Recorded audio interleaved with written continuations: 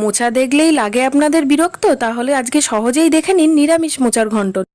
আজকে আমি আপনাদেরকে খুব সহজে নিরামিষ মোচার ঘন্ট করে দেখাবো।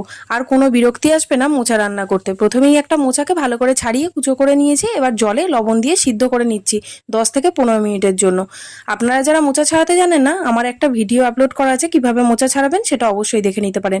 এবার কড়াইয়ে বেশ খানিকটা সর্ষের তেল দিয়ে একটা আলু কেটে রেখেছিলাম, আলুটাকে ভেজে রাখলাম। ওই তেলের মধ্যে গোটা জিরে, একটা তেজপাতা, একটা শুকনো লঙ্কা ফোড়ন দিয়ে ফোড়নটা নাড়াচাড়া করে মশলা দিয়ে দিলাম। মশলাটা আমি তৈরি করেছি একটু আদা, জিরে, শুকনো লঙ্কা আর সামান্য পরিমাণে একটু রাঁধুনি দিয়ে। রাঁধুনিটা কিন্তু মোচার তরকারিতে দারুণ লাগে। এবার মশলাটাকে লবণ হলুদ দিয়ে কষিয়ে নিচ্ছি, আর এর মধ্যেই দিয়ে দিচ্ছি সামান্য পরিমাণে একটু ভেজানো গোবিন্দভোগ চাল। গোবিন্দভোগ চালটা দিলে যেমন ভালো গন্ধ আসবে, তেমনই মোচাটা কিন্তু একটু আঠালো খেতে লাগবে। তারপরে ভেজে রাখা আলু আর মোচাটা দিয়ে ভালো করে কষিয়ে নিয়ে 5 মিনিটের জন্য জল দিয়ে একটু ঢাকা দিয়ে দিলাম। ঢাকা খুলে একটু গরম মশলা, ঘি আর চিনি ছড়িয়ে নামিয়ে নিচ্ছি। দুর্দান্ত লাগবে।